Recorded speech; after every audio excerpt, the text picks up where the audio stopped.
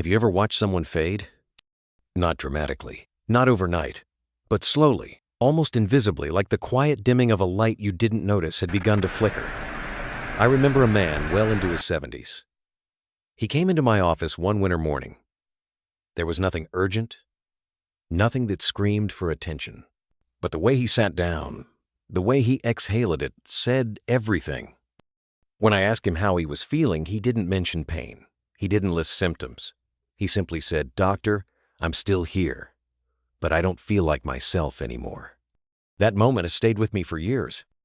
I'm Dr. Thomas Layton, a retired urologist and men's health specialist.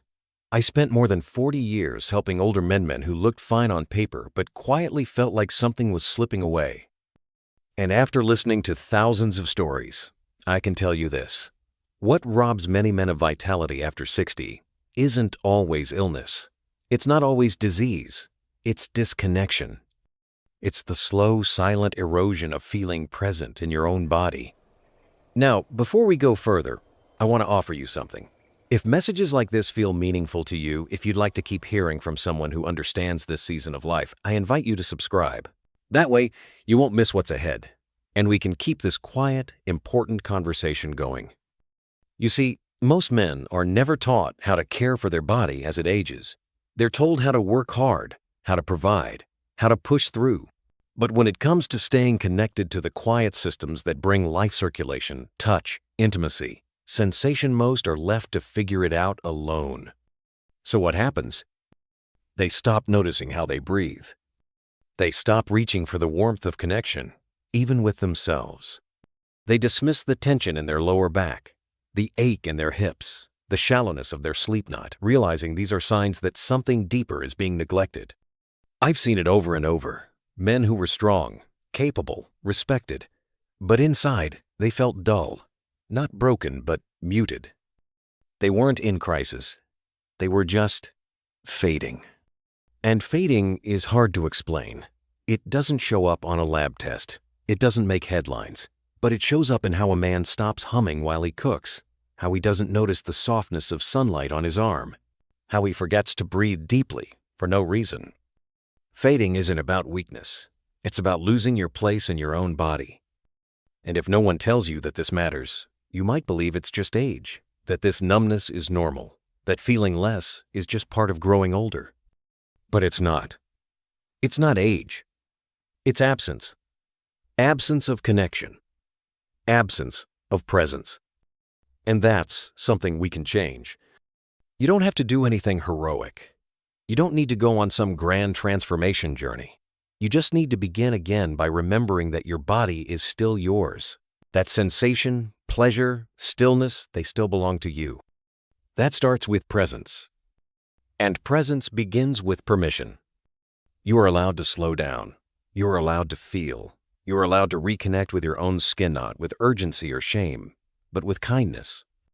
I've spoken with men in their 60s, 70s, even 80s, who rediscovered a quiet vitality they thought was lost, not because they took a new medication, but because they stopped treating their body like a machine. They touched their chest and felt the warmth of their own hand. They stood in the mirror, not to fix something, but to say, "This is still me." And something in them began to return. So many men I've worked with have told me the same thing. I didn't even realize I had stopped feeling. It's not dramatic. It's not sudden. It creeps in during the quiet moments when you turn off the light at night and feel nothing but stillness, not comfort. When you avoid mirrors, not out of shame, but because you just don't see yourself in them anymore. But feeling isn't gone. It's just buried under years of noise, of responsibility, of believing that everyone else's needs came first. And while that may have been nobly, it was never meant to cost you your connection to yourself. Presence isn't selfish. It's how we anchor ourselves in a world that's constantly trying to pull us away. Some men reconnect through stillness. Others through gentle movement, walking barefoot in grass, soaking their feet in warm water, noticing textures, temperatures, sensations. Others begin with breath work or journaling about the last time they felt truly alive. All of these are valid. All of these are ways back to your body. And once that path is open even just a little, you'll be amazed at how much life is still there, waiting. Not the life of your 20s, but something wiser, slower, and just as rich. Because what you're building now isn't youth, it's intimacy with yourself, your story, and your body. This kind of intimacy doesn't need a partner. It doesn't need approval. It just needs you, willing to be present. So I ask you, when was the last time you placed your hand over your heart and simply listened? When was the last time you took 10 quiet breaths and let your shoulders drop? When was the last time you touched your own skin and didn't judge it, but thanked it? This isn't soft. This isn't strange. This is survival. Because when you reconnect with your body responds. Blood flows better. Hormones regulate. Sleep deepens. Pain softens. Even memory sharpens. Your body isn't asking for performance. It's asking for your presence. And that presence is powerful. If something in this message resonates with you, even just a little, type the number 1 in the comments. That will let me know you're here, that you're listening, that maybe, just maybe, you're ready to feel more alive again. In the next part, we'll talk about what this presence looks like in practice, how to begin, gently and clearly, reconnecting with the body you've lived in for decades. But for now, just remember this. You are not too old to feel. You are not too far gone to reconnect. You are not fading. You are becoming. And that is something worth honoring. Let's keep going. Let's begin with something gentle. Not another prescription, not another lecture, just a quiet invitation. Take a moment right now. Wherever you are, unclench your jaw, drop your shoulders, breathe in slowly, and let it go. That was presence. Not complicated, not loud, but powerful. Because the body listens when you listen. And over time, when you begin to show up for it even in small ways, it starts to trust you again. Many men I've worked with in their 60s, 70s, and even 80s came to me with the same quiet admission. Doc, I don't feel much anymore. I'm not broken, but I'm not whole either. And I would always ask the same question. When was the last time you touched yourself? Not out of routine, not out of habit, but with intention? That question often caught them off guard. Some would laugh nervously. Others would go quiet. But nearly all of them would eventually say, "It's been a while." And that's where we began. Because what most people never talk about, what's rarely written in any health pamphlet, is that healthy self-touch, when done with presence and care, isn't shameful, it's sacred. This is the first part of reawakening the nervous system, not through intensity, but through awareness. You begin by choosing not to rush. You create a space where you can be with yourself, not to perform, but to feel. For many men, this begins with the hands, the palms, the skin, the warmth. Place your hand on your chest. Hold it there. Notice your breath again. No agenda, just awareness. This is the beginning of return. As you hold that moment, your hand on your chest, something inside begins to stir. Not fireworks, not a flood, just a flicker of presence. That flicker is enough. Most men I've treated expected that healing meant regaining what was lost. They wanted to feel 20 again, strong, reactive, full of fire. But healing in this season of life isn't about going backward.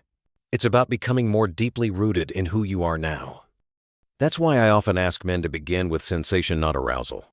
To simply spend time touching their body in places they've forgotten. Their arms, their belly, their legs. Not sexually, just curiously. And what many discover is that there's still life in those places. Still feeling, still warmth, still a story worth listening to. You don't need to jump to climax. In fact, when you remove that pressure, you give your nervous system the chance to breathe. Because performance has its place, but presence heals. And in presence, your hormones shift. Cortisol, the stress hormone, lowers. Oxytocin rises. Your heart slows. Your mind quiets. That's not fantasy, that's physiology. And it's available to you now. Some men begin lying down. Others sit upright in a chair. Some choose music. Others, silence. The how matters less than the why. And the why is simple, because you matter. Because reconnecting with your body isn't indulgence, it's maintenance. Like tending a garden. You don't water it only when it blooms. You water it so it can bloom. And your body, your spirit, your capacity to feel, they're no different. Now, let's talk about habit. For many men over 60, touch, especially self-touches, become mechanical, a routine, a checkbox, quick, hidden, unexamined. But the truth is, the body knows when it's being rushed. It responds with tension, withdrawal, even numbness. But when you slow down, when you move with care, when your touch says, "I'm here," instead of, "Let's get this over with," your body softens, your breath deepens, your vitality returns not all at once, but reliably. One of my patients, 73 years old, once told me, "Doc, I didn't know I could feel this connected again without anyone else in the room." That statement still moves me, because we are taught that pleasure requires someone else, that intimacy is only shared. But the first intimacy is with yourself. And when you restore that, it affects everything. Your mood lifts, your confidence rises, your relationships improve. Even the way you walk into a room shifts. This is not about ego. This is about energy, the quiet kind, the steady kind, the kind that says, "I belong here, in this life, in this body, in this moment." Now, I want to invite you to try something. Tonight, or tomorrow morning, or whenever feels right, set aside 15 minutes. That's all. Just 15 minutes to be with your body. Not to fix it, not to judge it, but to acknowledge it. Run your hands gently along your arms, your chest, your thighs, noticing what's there. Breathe as you do. Let go of the need to achieve anything. If arousal comes, welcome it without pressure. If it doesn't, that's fine too. This isn't about reaching a destination. It's about rebuilding the bridge. The bridge back to feeling, back to care, back to you. And when you're done, just rest. Place your hand over your heart again. Whisper something kind to yourself, and know that was healing. Not dramatic, but deeply human. If what I've shared today resonates with you, if you feel even a spark of recognition, type the number 1 in the comments. That will tell me you're walking this road with me, quietly, courageously. And if it didn't speak to you, type 0, because either way, your truth matters. Before we close this part, let me leave you with one last reflection. Imagine your body not as a tool, but as a companion. One that has walked beside you through every chapter of your life, through joy, through loss, through effort, through silence. That body has not abandoned you. It's waiting for you. To turn toward it again, to notice what's still there, to stop expecting it to be young and start allowing it to be wise. You don't need the same kind of fire you had at 20. What you need now is the kind of warmth that sustains, the kind that glows, not burns, the kind that nourishes from the inside out. That's what presence gives you. So please, if no one else has told you this lately, let me be the one. You are not too old. You are not too late. You are not invisible. You still matter. You still feel. And there is more life waiting for you, not in the past, but in the way you choose to care for yourself today. We'll continue soon with the unspoken myths that keep men silent and the quiet truths that can set you free. Until then, be gentle, be real, and most of all, be here. Let's talk about what gets in the way. Not the body, not age, but the beliefs we carry.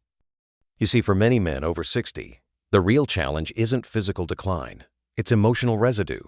The quiet weight of messages they've heard sometimes for decades about what's right, what's wrong, and what's no longer appropriate. I've sat with men who couldn't look me in the eye when we talked about self-pleasure, not because they did anything wrong, but because someone, somewhere, told them they should feel ashamed. A parent, a teacher, a preacher, A culture that whispered, "That's not for you anymore." So they stopped touching, stopped asking, stopped exploring, and little by little they stopped feeling.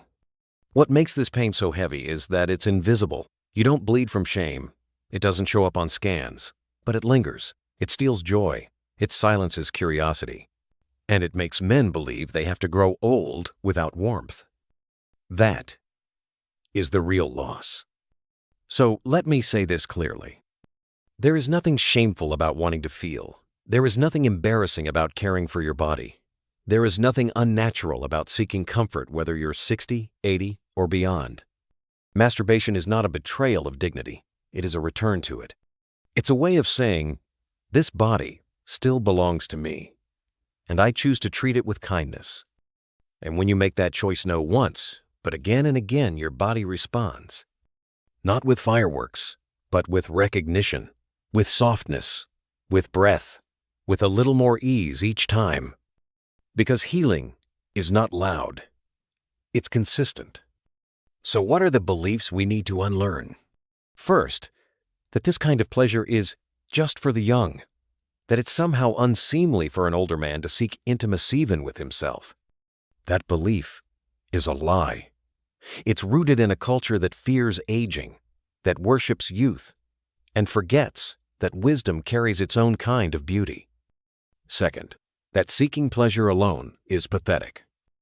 I've lost count of how many men told me, "It just feels sad to do it by myself." And yet, they go to dinner alone. They garden alone. They read books alone. They find joy in solitude every day, except when it comes to touch. But touch is not only about sex. It's about acknowledgement. It's about saying, I exist. It's about creating warmth from within when the world outside grows colder. The third belief, that it's too late. Too late to reconnect. Too late to feel. Too late to matter. This one breaks my heart, because the truth I've seen again and again is that many men feel more when they're older, not less. They just never gave themselves permission. But once they do once, they stop measuring sensation against the past and start welcoming it as it is. They find something better. Not intensity, but intimacy. Not friction, but depth. Not urgency, but peace. And that peace begins to change everything. One man I worked with, in his late 70s, had been abstinent for over 20 years. He said, I thought that part of my life was over, but now I realize I just didn't know I was allowed to begin again. That shift in thinking led to more than better health. It led to better mornings, better conversations, better sleep, a more open heart. Because the truth is, when you reconnect with your body, you start to reconnect with life. Your appetite improves. Your interest in walking, moving, gardening returns. You laugh more. You speak more kindly. You soften in the places where you'd once gone rigid. And this isn't theory. It's what I've witnessed over and over in real men living real lives. So if you've ever wondered whether it's too late, it's not. If you've ever thought that pleasure no longer applies to you, it does. If you've ever felt like your body is beyond repair, it's not. Because this isn't about repair, it's about return. Return to presence, return to breath, return to the warmth that's still inside you. You don't have to prove anything. You don't have to achieve anything. You just have to say yes. Yes to noticing. Yes to touching with care. Yes to giving yourself time. Yes to becoming not who you were, but who you are. And if you're still here, still listening, I want to ask something of you. If even one sentence in this message touched something in you, leave a comment. Type 1. Not for me, for you. Let that be your quiet commitment, your quiet start, the moment where the story begins again. And if someone you love, a friend, a brother, a man who's gone quiet is struggling in silence, share this. Not as advice, but as an invitation. Because we don't heal by pushing. We heal by permission. You don't need a diagnosis to begin. You don't need a plan. You don't need perfection. You just need a willingness to stop abandoning yourself. So start small. Start softly. Start with breath, a hand on your chest, and a whisper, "I still matter." Because you do. So here's how we end. With a pause, with a hand on the heart, with breath in your lungs, and the quiet truth echoing inside. I am not fading. I am returning. Let that be your quiet reminder. And if something in this message felt helpful, if even one line helped you feel a little more seen, a little more human, then I gently invite you to stay connected. You might choose to click subscribe, not for me, but for yourself. So you have a place to return to on the days when silence feels heavier than usual. And if there's someone in your life who might need these words, a friend, a brother, a man who rarely speaks about how he feels, you can quietly pass this along. Because this isn't just information, it's a reminder that we're still here, that we still matter, and that none of us has to walk this part of the journey alone.